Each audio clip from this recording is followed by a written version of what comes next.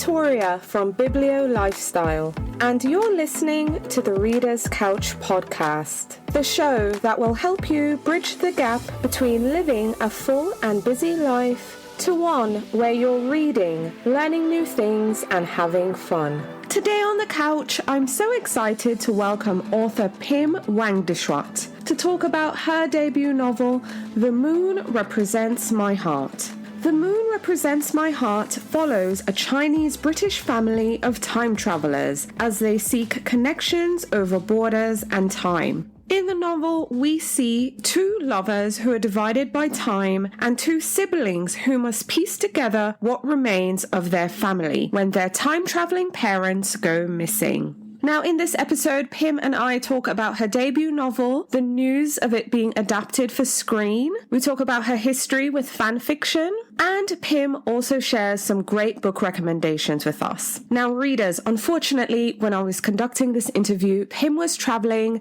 and the Wi-Fi connection wasn't all that great. So the interview has a bit of an abrupt end, but I promise it's just as insightful and just as fun. So let's get into the episode, because I can't wait for you to listen to my chat with author Pim Wangtechawat.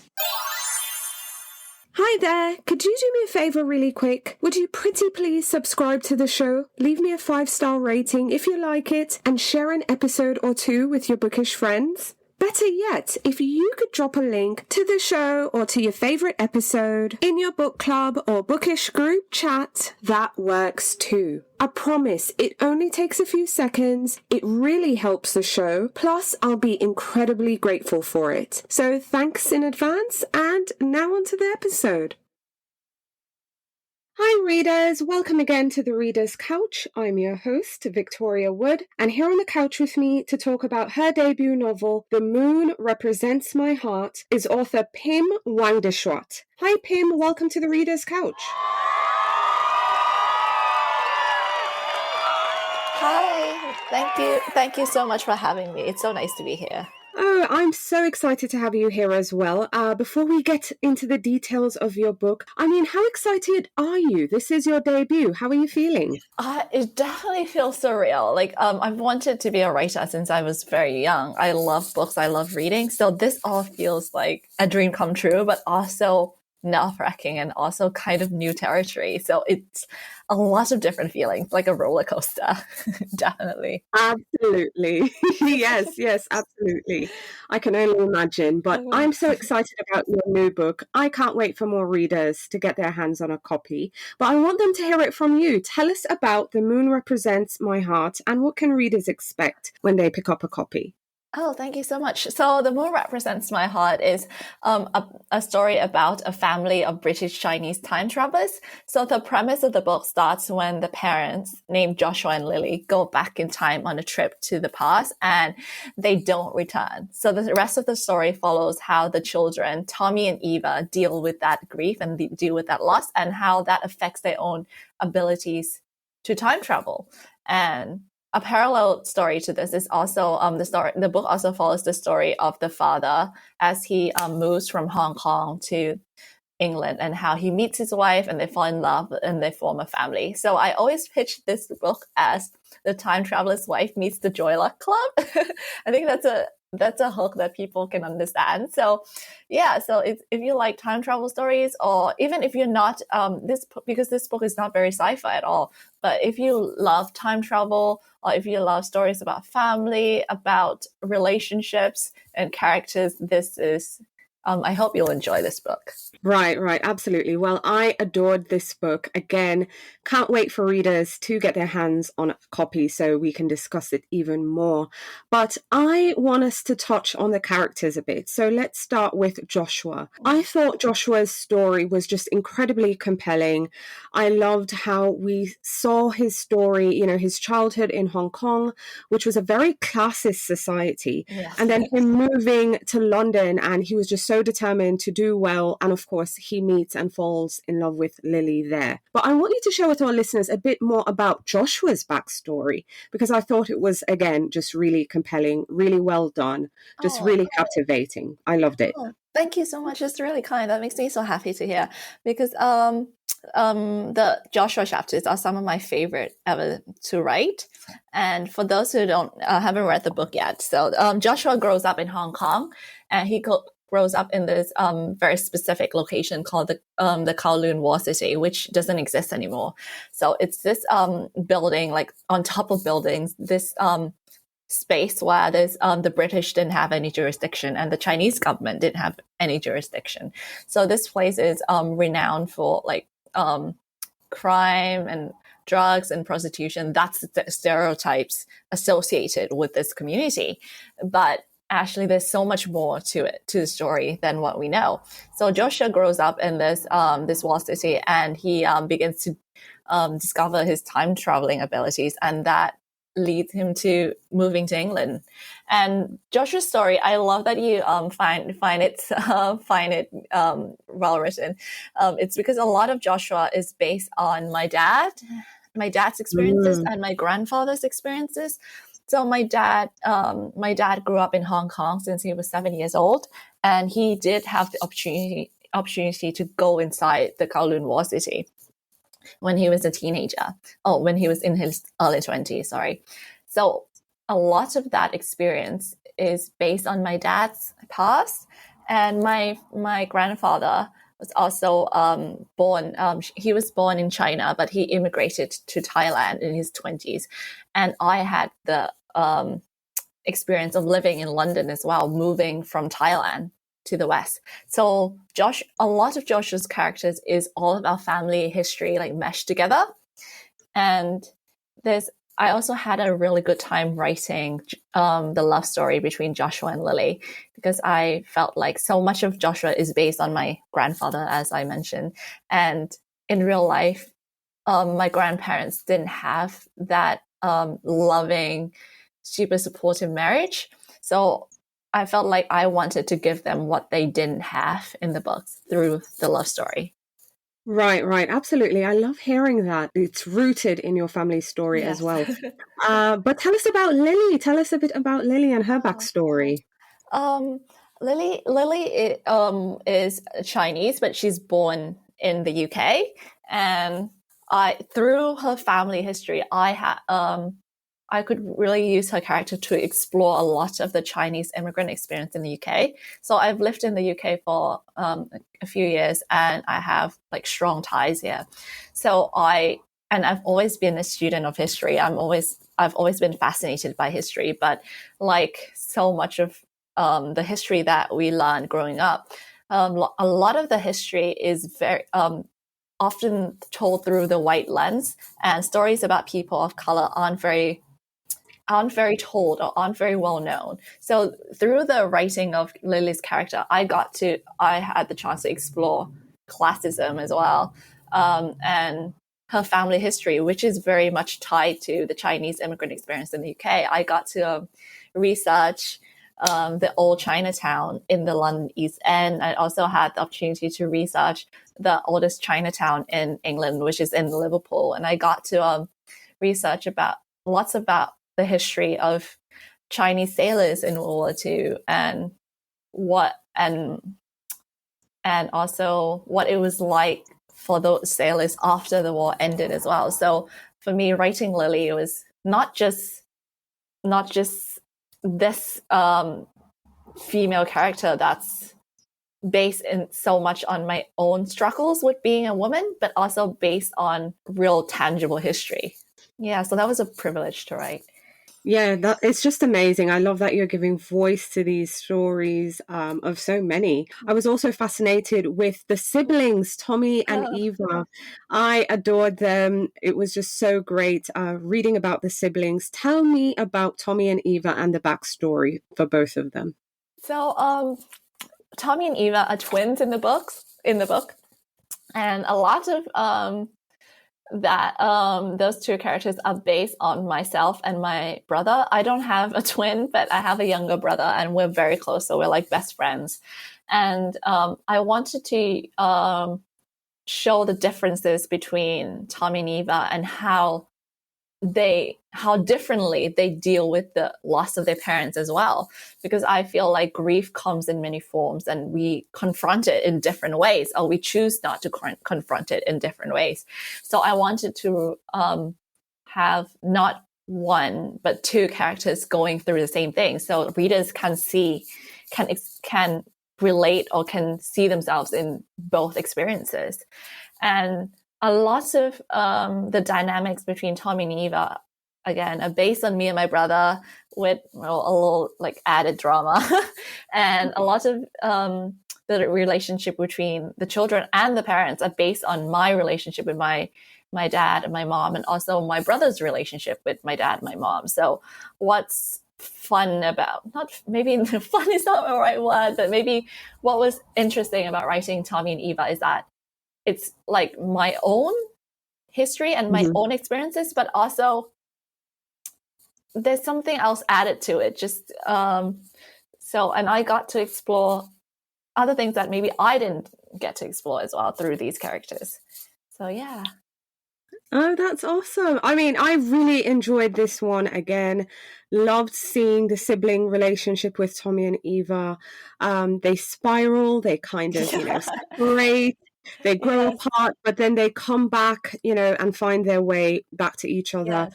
It came full circle for me. Cool. And I really, really enjoyed it. But also, there's just some amazing news about The Moon Represents My Heart. Not only is it such a beautiful novel that we have in our hands that we can read, but also you have TV news, television news. The rights were sold for your book. I mean, how excited are you? Netflix and actress Gemma Chan. I mean, so exciting. Yes. That's just so surreal, because all of this also happened before the publication of the book. So it's very hard to wrap my head around. And well, right now we're in development. So it's definitely a very interesting experience, because you find yourself kind of like, your book getting optioned is always seen as, the cherry on top. And sometimes when books get optioned, they just sit there for a long time and nothing happens. But now that we're sort of developing it, it's sort of like, you're like kind of like on edge. So you kind of want to see it happen, but you also kind of like, let's like save ourselves and just like pace this. But it's definitely been an interesting experience. But what I find encouraging about that is that it's very reassuring that there have been other people who've read the book and resonated with it so much to this extent. So that's, as an author, that just makes me so happy. So I think that's the main takeaway. Absolutely. I think it's just an amazing story, not just your book, but its trajectory so far. And really excited to see where all of this goes. But I want to get into your writing life really quick. I mean, I know you shared that the book was, partly inspired by your grandparents, their story, a bit about your younger sibling. But tell me about the initial idea that came to you and made you decide to write this novel, which again is your debut. And it's just mind-blowing to me that this was your first book. So tell me about those early days when you were writing. So I wrote this book when I was living in Edinburgh, Scotland, actually. So I was doing my postgrad degree in creative writing. And because I've always wanted to write a novel, I didn't know how to start. So I thought, okay, I have this opportunity, like, let me try and, make something happen. So as part of I think one of our first classes, my lecturer gave us like an assignment. We basically had to come into class with 10 story ideas. And this was one of them. And it was just a lot. The other story ideas were like something like other silly things like pirates. They were like, I don't know what was happening in those other story ideas. But this one came about because I was going through a period in my life where I found myself thinking about my own history a lot and thinking about past relationships and people I've lost, and not necessarily through death, but just like people going in and out of your life. And my grandfather also passed a few years before I started writing this book as well. So I was thinking of all of that. And I was thinking a lot about what made me who I am, and why do I make certain decisions that I make. And I felt myself going back to my own relationship with my father a lot, and by extension his relationship with his father. So I was at the point where I felt myself ruminating about my past a lot, to the point that I felt like, oh, how do I find a way to move forward? And that just sort of gave me the idea of like, what would happen if someone were to become addicted to traveling back in time? And that just gave me the idea for Tommy's character, who in the book, if you haven't read it, he gets kind of addicted to going back to the past a lot and staying in the past instead of finding a life in the present. So that gave me the initial idea, and the story of the family just expanded from that point. Right. Okay. How long did it take for you to write the book, start to finish? Start to finish, I think it was like a year and a bit. I think for the first draft, it took me like a year, and like including edits, it's like a year and a half. Yeah. What would you say is the most difficult part of your creative process? Like, what do you struggle with the most? I think for me, what I struggle with the most is was definitely finishing the first draft. I've never finished a long form, like a lengthy project before. I think the only thing I've ever finished was a fanfic. So I wrote fan fiction for a while, and I think the longest story I've ever written was like a fanfic. And so that's the only long thing I've ever finished. So definitely finishing the first draft was a challenge, and also being disciplined enough to sit down and actually write.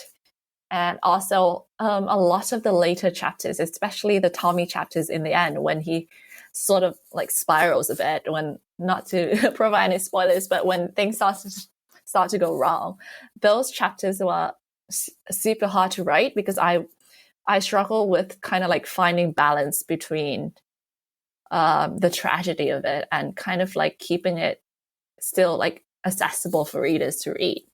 So yes, those are definitely the hardest parts. So I'm really curious about your fanfic life. Yes. You mentioned writing some fanfics. So tell me some of the fanfiction rabbit holes you've been down. Oh, I used to live in like fanfiction.net and Tumblr and AO3 Archive of Our Own. So when I was younger, it's definitely like fandoms like Harry Potter, like most people read, and then it kind of like changed into like Star Wars and Marvel, and but I always a little bit of the Chronicles of Narnia as well. But I'm always the sort of person who likes very character focused pieces. So I feel like my fanfiction tastes are a little bit like niche, a little bit kind of like sometimes they're set in weird alternative universes. I think there's like one of my favorite fanfics is actually a Chronicles of Narnia fanfic actually, but it's set in World War II, which the series of books are, but it's actually very like historical based, and it's about the British war effort in America during the Second World War, which is based on real history, basically how Britain was trying to like get America to join the war through kind of like a bit of like shady means. So I feel like my fan fiction interest is definitely kind of very like historical fiction based and very like character focused. So it's definitely a very like weird niche. Yeah, no worries. I'm sure there's a listener here, whether it's Marvel, whether it's Narnia, any of those fandoms, I'm sure someone can relate, because who doesn't love a good fan fiction? I know I do. Yes. And I do feel like some people frown upon fan fiction and think it's not real writing, but I've actually read some fanfics that are actually better than some published books, if I'm allowed to say so. Like there's some very like talented like writers in the fanfiction community. Absolutely, I couldn't agree with you more.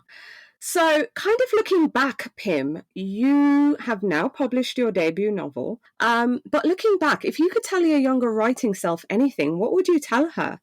Oh,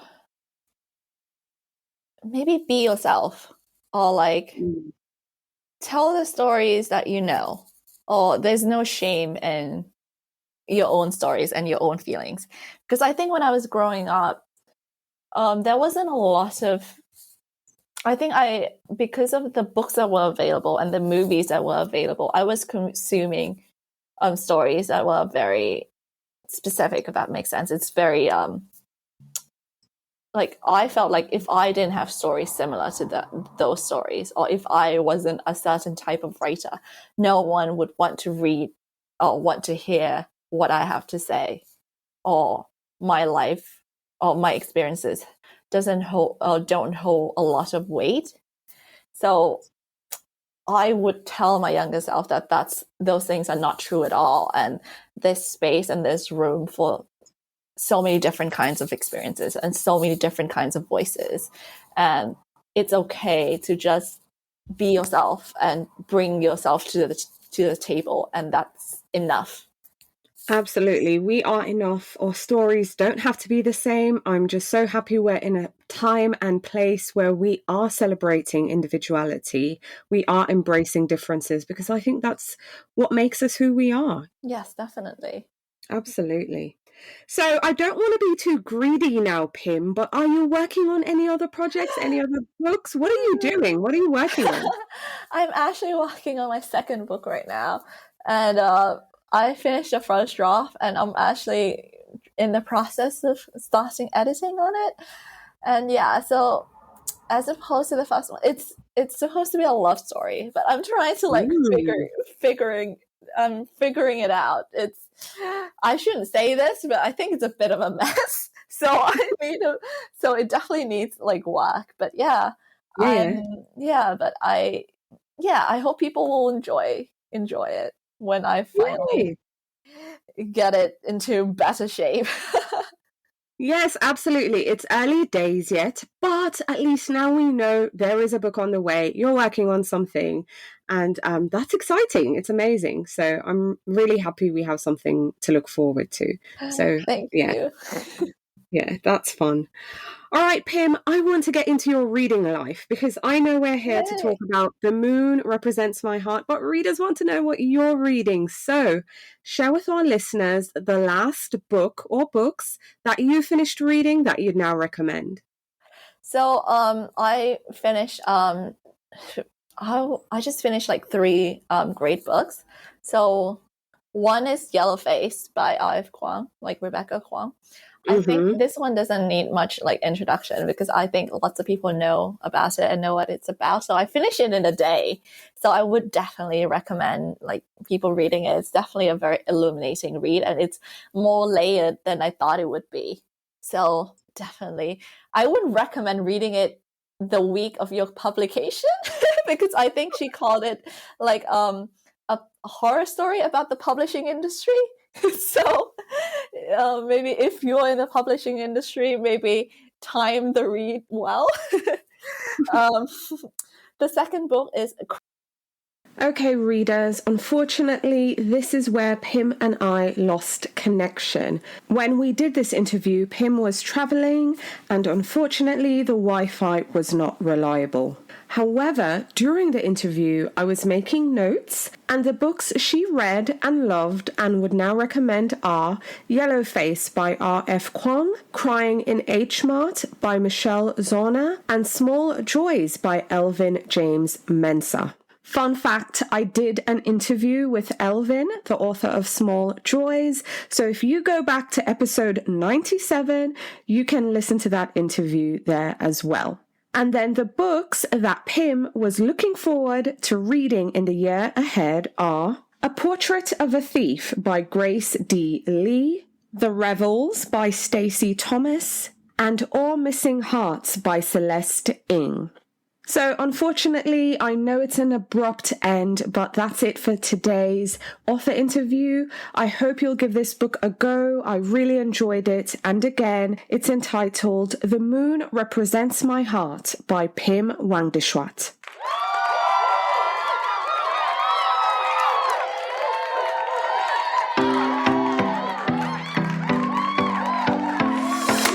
Thank you so much for listening to the Reader's Couch podcast. Please subscribe to the show, share it with a friend, and take a few seconds to leave a rating and review. Until next time, stay lounging, stay reading, and whenever you're in doubt, go straight to your local bookstore or library. Thanks again for listening, and happy reading.